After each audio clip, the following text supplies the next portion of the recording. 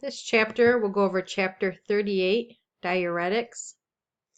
The purpose of diuretics is to reduce hypertension and to decrease edema. Diuretics work by causing diuresis, which is a term that you should be familiar with, which is basically urine flow or urination. So diuretics work by promoting urination to get fluid out of the patient. Diuretics have an antihypertensive effect because they promote sodium and water loss by blocking sodium and chloride reabsorption. They cause a decrease in fluid volume, which is what results in a lower blood pressure. So it decreases the amount of fluid traveling through those blood vessels, which decreases blood pressure. With fluid loss, edema, which is fluid retention in your tissues, should also decrease. When we're talking about diuretics, you have 5 different categories listed that you should be familiar with, and we'll start off by talking about thiazide diuretics.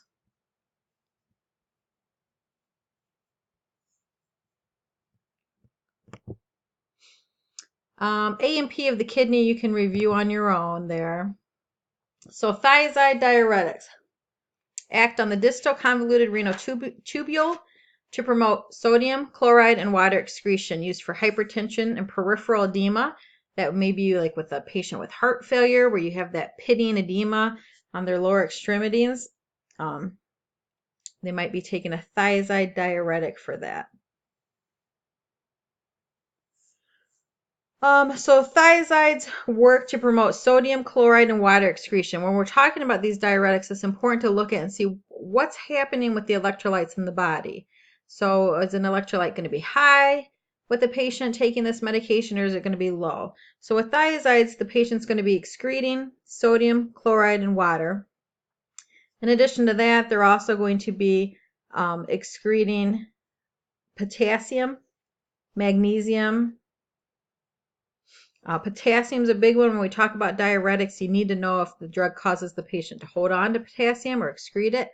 Thiazides are a potassium wasting diuretic, so it causes the patient to excrete potassium with their urine.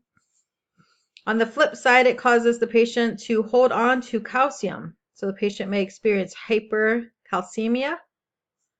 It also can cause a rise in blood sugar, resulting in hyperglycemia, so we want to use it cautiously in patients with diabetes.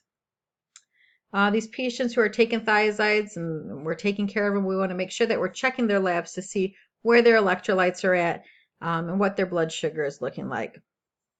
Hydrochlorothiazide is your prototype thiazide diuretic. It's on page 554. So 554 hydrochlorothiazide. But the ending of a word or a medication in thiazide is a big clue to you that you're dealing with a thiazide diuretic. But your prototype is hydrochlorothiazide.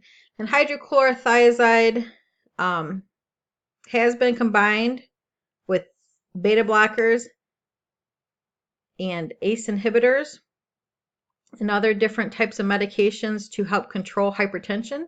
So a lot of times you might see a combo hypertensive medication that has hydrochlorothiazide, this thiazide diuretic, in addition to a different classification of medication used to treat hypertension.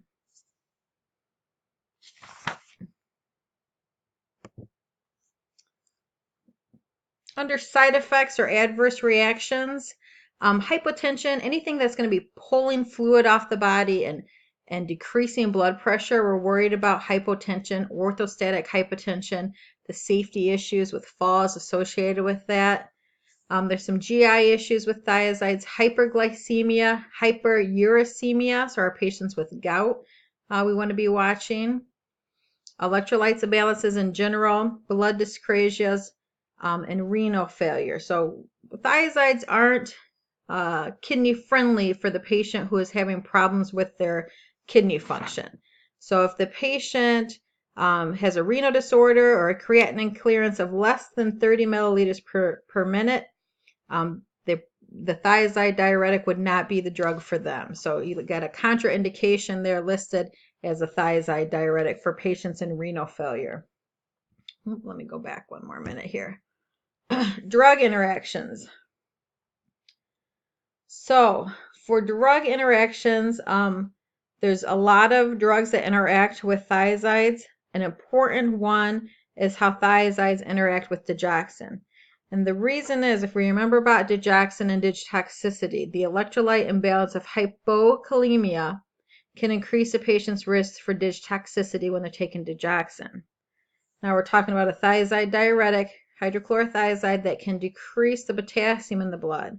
So if a patient's taking hydrochlorothiazide and also taking digoxin, we're going to be extremely worried about where their potassium level is, because if that hydrochlorothiazide is causing it to be low, that's putting the patient at an increased risk for digitoxicity.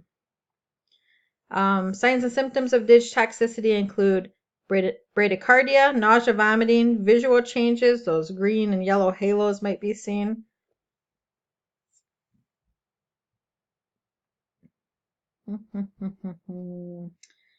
If you go onto page 555, you have your purple nursing process box for thiazides. I'm going to let you look over that on your own and pull out some important information. What I will say is, under assessment, assess vital signs. So if we're giving this for blood pressure, obviously we want to assess the blood pressure prior to giving it. Weight, because we know that weight is our best indicator of fluid balance. So remember that 1 liter of fluid is equivalent to 1 kilogram of weight. Urine output, again, these thiazides aren't super kidney friendly. So if our kidney isn't functioning well, we don't want to be giving it. So we want to check urine output. If it's less than 30 mLs per hour, we want to tell the physician about that. Glucose, again, it's going to increase our blood sugars. Uric acid, also going to be increased. Under assessment, check peripheral extremities for the presence of edema. Note pitting edema. So again, if we're taking this to help pull fluid off the patient, we want to be assessing that edema and watching for signs of improvement. Obtain a drug history. They interact with a lot of different drugs. We focused on digoxin, but there's other drugs and supplements, so you want to be aware of what all your patient is taking when you're doing your medicine reconciliation. Under nursing interventions, again, vital signs and electrolytes we need to look at, especially potassium, glucose, uric acid, and cholesterol levels. Again, if the patient is taking digoxin, we want to make sure that they do not become hypokalemic. Under side effects, instruct the patient to change position slowly to avoid orthostatic hypotension, again, a safety issue. Under diet, teach the patient to eat foods rich in potassium, fruits, fruit juices, and vegetables. Potassium supplements may be ordered.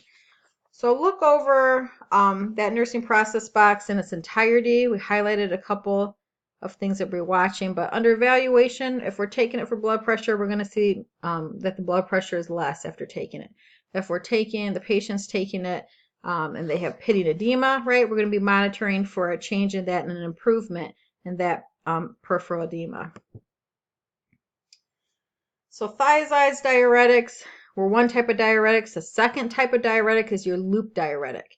And your loop diuretic works on the ascending loop of Henle, causes the excretion of sodium, water, potassium, calcium, and magnesium. Loop diuretics are kidney friendly. So if you have a patient that it does have some renal dysfunction, instead of a thiazide diuretic, they would probably be given a loop diuretic.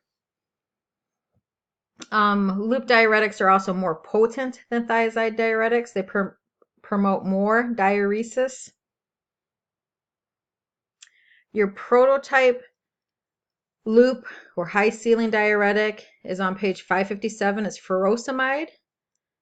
Brand name and FYI for that one is Lasix. But again, for NCLEX and testing purposes, you need to know the generic name, which is furosemide. The most common side effect of loop diuretics are fluid and electrolyte imbalances, such as hypokalemia, hyponatremia, hypocalcemia, which is different from your thiazide, right, which caused the patient to hold on to calcium. With your loop, it would be hypocalcemia, hypomagnesemia, and hypochloremia. So when you're studying these different categories of diuretics, make up a chart for yourself or some way to help you study and remember how each category is affecting those electrolytes and causing imbalances in the body. Under drug interactions, again, if the patient takes digoxin with a loop diuretic, the patient would be at increased risk for dig toxicity due to hypokalemia.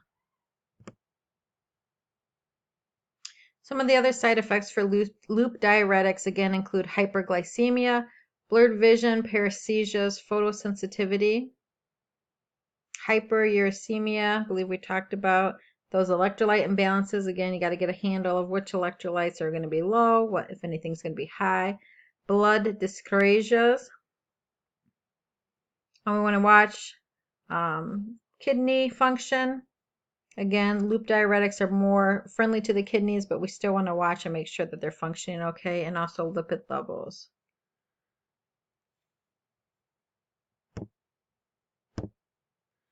So your purple nursing process box for loop diuretics is empty. That's one that you can work out on your own, review. It's good study information in there. I'll point out a couple of things. First off, under your prototype drug furosemide on 557, under drug lab food interactions, furosemide interacts with a lot of different drugs, and under drug, it lists what it's interacting with and what the concern is. So don't take with alcohol because of increased risk of orthostatic hypotension. If taken with aminoglycosides, there's an increased risk of ototoxicity. And hopefully you can remember your prototype aminoglycoside and remember that ototoxicity was a big concern for that type of drug. Under your purple nursing process box for loop diuretics, under nursing interventions, monitor urine output should be at least 30 mLs per hour. Again, 1 liter of fluid is equivalent to 1 kilogram of weight, so we're going to be monitoring weight. Administer IV furosemide slowly, and I believe you might have had a checkoff in lab in which she talked about this. Hearing loss or ototoxicity can occur if it's injected too rapidly. Watch for signs and symptoms of hypokalemia and know your lab values for potassium to be able to monitor potassium for your patients taking this medication. Under general patient teaching, advise patient to take furosemide in the morning and not in the evening to prevent sleep disturbances and nocturia. So if the patient is taking furosemide daily and they're taking it right before bed, it's going to disrupt their sleep because they're going to be getting up all night urinating. And under side effects, teach patient to rise slowly from lying or sitting to standing to prevent dizziness resulting from fluid loss. You have a table 38.3 on page 558 that does a good job of listing changes that you should be watching for in your patient who's taken a loop diuretic: hypotension, ototoxicity, skin disturbances, photosensitivity, hypovolemia. Again, these are drugs that are causing diuresis, so we're going to want to watch and make sure that we're not actually pushing off too much fluid. Lab changes are also nicely spelled out for you in table 38.3 for loop diuretics. The drug table, table 38.4, the loop diuretics that I want you to be responsible for include furosemide, which is your prototype drug, and then also bumetanide, which is Bumex, is another commonly used loop diuretic that you'll see in practice. So your prototype thiazide, hydrochlorothiazide, your prototype loop diuretic furosemide, and then also be familiar with bumetanide because you'll see that one frequently also.